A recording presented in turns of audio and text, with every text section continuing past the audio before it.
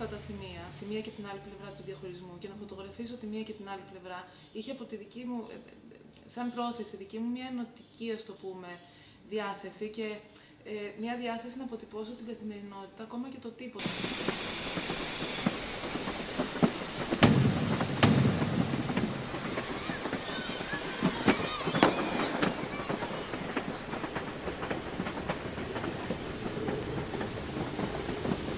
Με ενδιαφέρει πάρα πολύ να είναι μέσα από την ποίηση, να υποθεί μια ιστορία που έχει μέσα της και την τραγικότητα βέβαια, γιατί αυτή υπάρχει, αλλά μέσα και το πώς τελικά η επιβίωση και η ανάγκη επιβίωσης του ανθρώπου υπερκαλύπτει τον δρόμο ίσως και αναδύεται τελικά η ζωή.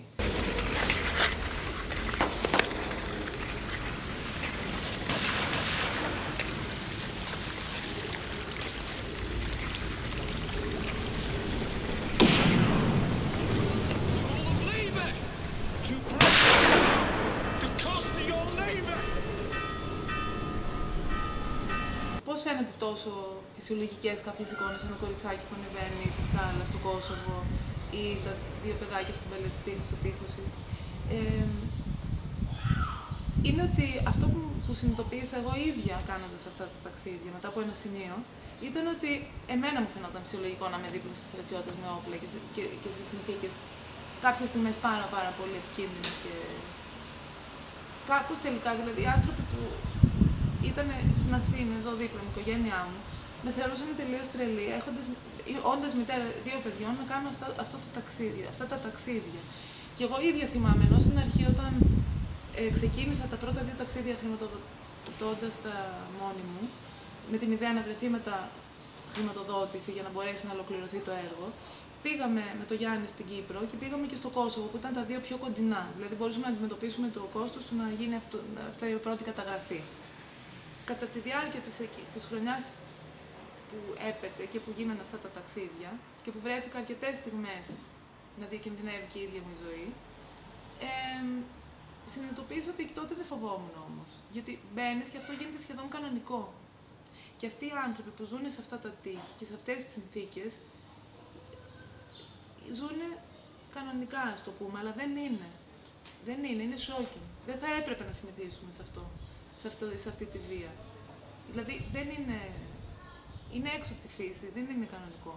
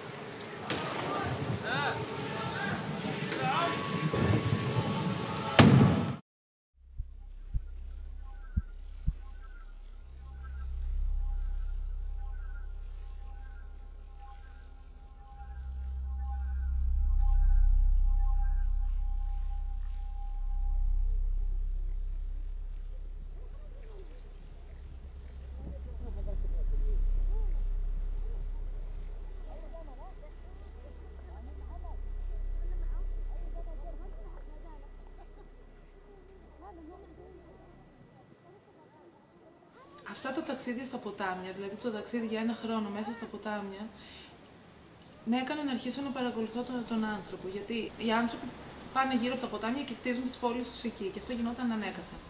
Γιατί το ποτάμι πραγματικά γεννάει τη ζωή και τον πολιτισμό τελικά.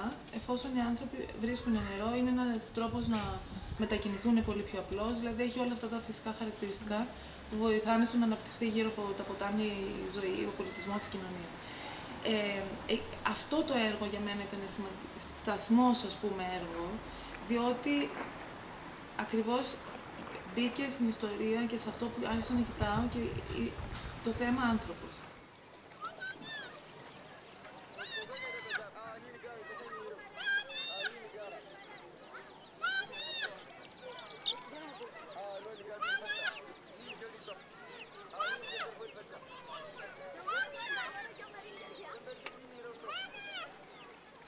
Άρχισα δηλαδή να παρατηρώ τις διαφορές, γιατί διαφορετικά είναι οι άνθρωποι που κατεβαίνουν στο ποτάμι, στο Γάγκι, διαφορετικά είναι στην Αφρική, στον Νίγηρα, διαφορετικά είναι στο Μισισίπι ή στην Κίνα, στο Γιάνγκτσε, και το κάθε...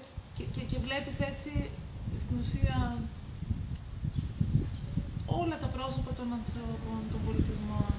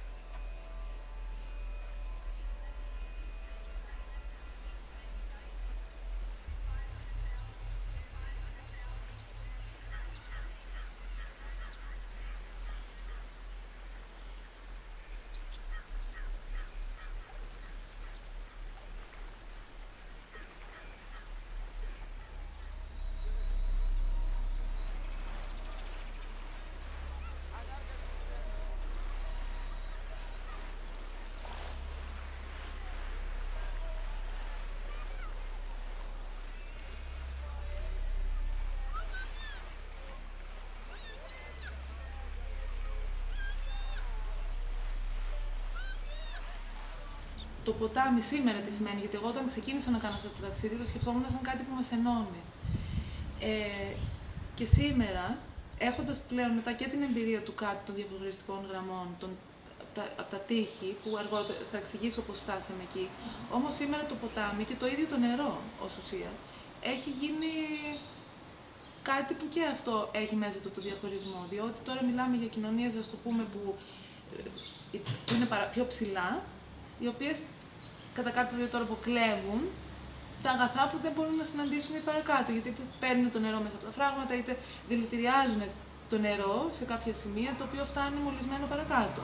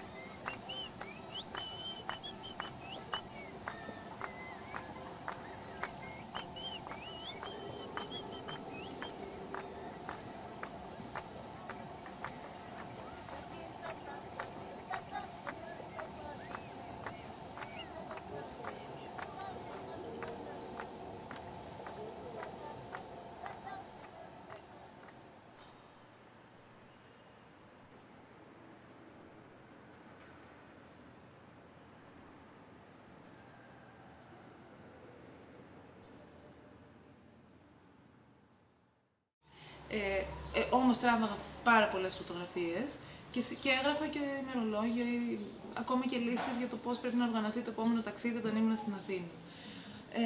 Και είχα ανάγκη πάρα πολύ με έναν τρόπο να κάνω και κάτι ακόμα με όλο αυτό το υλικό που είχε μαζευτεί και την εμπειρία μου. Το ένα ήταν δηλαδή πάρα πολύ ελεγχόμενο, το ότι είχα από πριν στο μυαλό μου το πώς θα γίνει η καταγραφή αυτών των ποταμών, το πώς θα γίνει το installation. Ήταν απόλυτα ελεγχόμενο, όπως και μέχρι τότε ήταν όλη μου η δουλειά. Η δουλειά μου δηλαδή κάποια στιγμή, αφού είχε λυθεί μέσα στο μυαλό μου, μετά απλά ήταν το θέμα να υλοποιηθεί. Τώρα το πώς έβγαινε η φόρμα αυτή, η αρχική, που έχει λυθεί, είναι σαν ένα μαθηματικό πρόβλημα, θες. Δηλαδή έχεις μια έμπνευση για κάτι, μετά σκέφτεσαι πώς μπορείς αυτό να το περάσεις στον άλλον, μέσα από την εγκατάσταση, μέσα από το έργο. Όταν λοιπόν λυθούν και έρθουν όλα τα κομμάτια μαζί, έχει βγει το έργο. Αυτό είναι ελεγχόμενο. Ήταν η πρώτη φορά που ίσως και επειδή αυτή η εμπειρία με είχε αλλάξει τόσο πολύ τον ποταμό και στη συνέχεια με τη Σερήνη, άφησα. Δηλαδή είχα ένα υλικό που δεν είχα τραβήξει με ένα συγκεκριμένο σκεπτικό και το άφησα αυτό το ίδιο υλικό να με οδηγήσει στο τι μπορεί να γίνει, στο πώς μπορώ να το μοιραστώ με άλλους.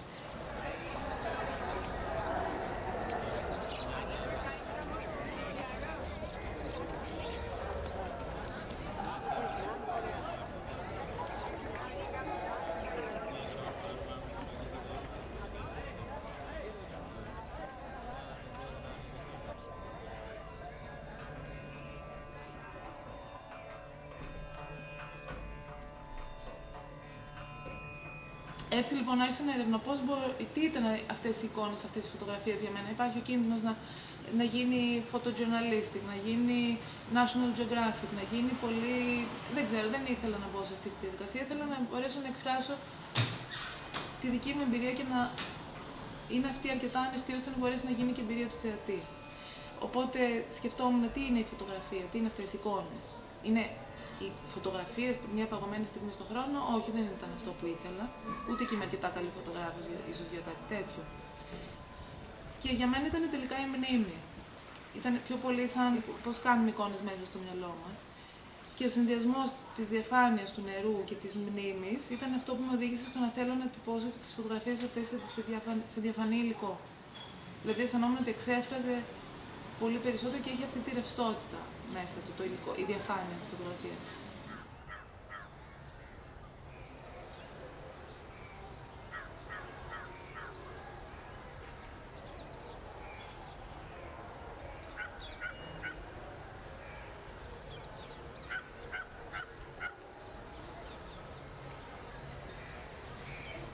Το άλλο, ας πούμε, που με ενδιέφερε ήταν το πώς εντυπώνεται μία εικόνα μέσα στην άλλη. Επίσης, ότι και αυτό αφήνει περιθώριο για σύνθεση, δηλαδή και στον θεατή να δημιουργήσει μία δική του εμπειρία μέσα από αυτό το. Και πώς ο ίδιος ο θεατής γίνεται μέρος τελικά της εγκατάστασης και του έργου. Πώς όπως κάτι ανέφερες σε σχέση με την ηχητική εγκατάσταση που είναι από ήχους που ηχογραφούσα εγώ από τα μέρη τα πραγματικά. Και πώς τελικά αυτό μπορεί να εμπλεχτεί και με τους ήχους των ανθρώπων που μπορεί να συμβεί να είναι την ίδια στιγμή στην έκθεση. Και όλο αυτό το πράγμα αρχίζει να γίνεται κάτι αρκετά ανοιχτό, το οποίο ξεκινώντας από τη δική μου εμπειρία μπορεί να γίνει η εμπειρία του θεατή που θα έρθει εκεί και να ανοίξει τη φαντασία.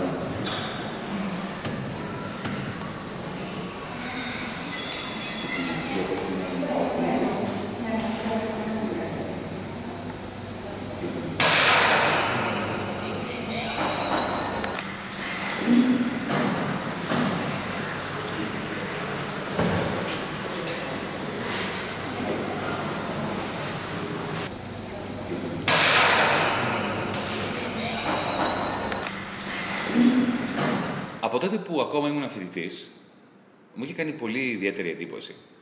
Τότε που άρχισα να εξοικειώνομαι με τον αγγλοκελτικό διαφωτισμό, παράδειγμα με τον David Hume, ο τρόπος με τον οποίο οι Αγγλοκέλτες χρησιμοποιούσαν την έννοια του διαχωρισμού για να ορίζουν, να προσδιορίζουν πολύ σημαντικές έννοιες όπως η ελευθερία, ο ορθός λόγος, το εγώ, σε αντιδιαστολή με την ανελευθερία, τον παραλογισμό, τους άλλους. Ήταν σαν μία απλή λιτή γραμμή να χώριζε δύο γεωγραφικές περιοχές σαν ένα σύνορο, σαν μια διαχωριστική γραμμή. Αυτό μου είχε κάνει ιδιαίτερη εντύπωση και ιδιαίτερα αρνητική εντύπωση, γιατί μεγαλωμένος, αν θέλετε, ακόμα και με τον Σολομό, με την έννοια των ελεύθερων πολιορκημένων ή στο πλαίσιο της υπηρετικής ευρωπαϊκής φιλοσοφίας, τον Καντ, ο οποίος έγραφε ιδιαίτερα γλαφυρά για τον τρόπο που ένας φυλακισμένος, κλεισμένος σε ένα απειροελάχιστο μπουντρούμι, μπορεί να είναι πιο ελεύθερος από κάποιον, μπορεί να πάει και να κάνει ό,τι θέλει και όπου θέλει.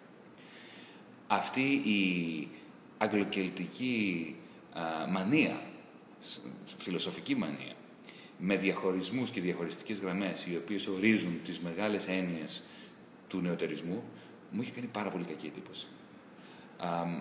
Ήταν μια παραβίαση της αλήθειας. Όταν λοιπόν με την Δανάη πήγαμε στις πραγματικές διαχωριστικές γραμμές, αυτές τις ουλές οι οποίες είναι κατασπαρμένες στον πλανήτη, στην Παλαιστίνη, στο Κόσοβο, στο Μπέλφαστ, στην Αιθιοπία, στις Ηνωμένες Πολιτείες, στο σύνορο, αυτό το απέσιο σύνορο με το Μεξικό, ήταν ξαφνικά σαν να απέκτησε μια γεωγραφική οντότητα αυτή η αγγλοκελτική έννοια του διαχωρισμού. Και δεν είναι και τυχαίο ότι όπου πήγαμε, κάπου εκεί βρήκαμε τα ίχνη της Βρετανικής Αυτοκρατορίας, η οποία είχε γαλουχηθεί και είχε οικοδομηθεί στη φιλοσοφία αυτών των αγγλοκελτικών ενιών και φιλοσοφικών τάσεων. Αυτό που μου έκανε τη μεγαλύτερη εντύπωση όμως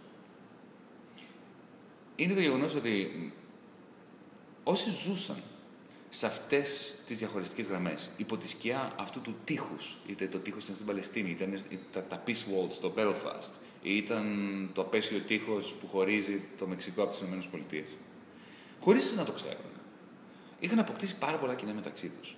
Για παράδειγμα, ένας Αγγλοσάξονας προτεστάντης κάτοικος του Belfast, ο οποίος διακαώς επιθυμεί την ένωση με την Βρετανία και που νιώθει πολύ πιο κοντά στο Λονδρέζο, που είναι εκατοντάδες μίλια μακριά, σε σχέση με τον Καθολικό που είναι δίπλα του.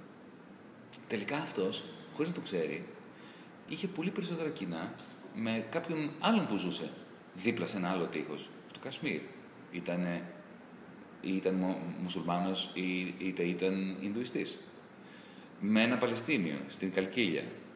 Με ένα Μεξικάνο στο Τεξικάλι, δίπλα στο τείχος. Έτσι λοιπόν, σιγά σιγά με την Δανάη αποκτήσαμε αυτή την αίσθηση ότι αυτές οι διαχωριστικές γραμμές παγκοσμιοποιούνται, ενοποιούνται. Είναι σαν να αποτελούν, αν θέλετε, το αντιόνυρο μετά την πτώση του τείχους του Βερολίνου. Τότε που μας είχαν υποσχεθεί, ακόμα και οι φιλόσοφοι, οι φιλοσοφίζοντες, ότι οι διαχωριστικές γραμμές τελειώνουν. Αντί να τελειώσουν, παγκοσμιοποιήθηκαν και σιγά σιγά μετατράπηκαν σε κάτι το οποίο θυμίζει ένα παγκοσμιοποιούμενο τείχος.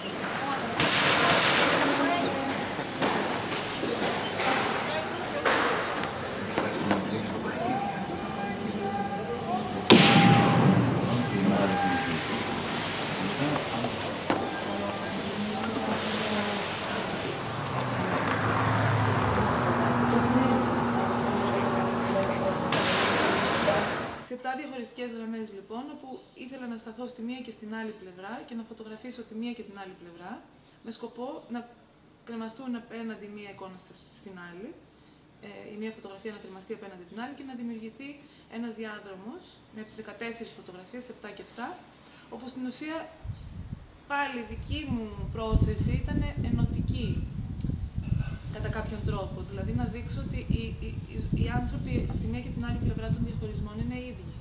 Είναι ίδιοι. Σε πάρα πολλές από αυτές τις περιπτώσεις ήταν και συγγενείς, αδέλφια, εξαδέλφια, ήταν οι ίδιες οικογένειες. Αυτό το είδα εκ των υστέρων, αλλά από την αρχή η ιδέα είναι φυσικά ότι είμαστε όλοι ένα είδος. Και είχα αυτή τη διάθεση την επουλωτική, όπου μόνο και μόνο που εγώ θα πάλι έβγαινα από τη βολή του σπιτιού μου να πάω εκεί, να σταθώ εδώ και να σταθώ εκεί, αυτό σαν πράξη από μόνο του έχει μία, ας το πούμε, αξία, για μένα είχε μία σημασία να το κάνω.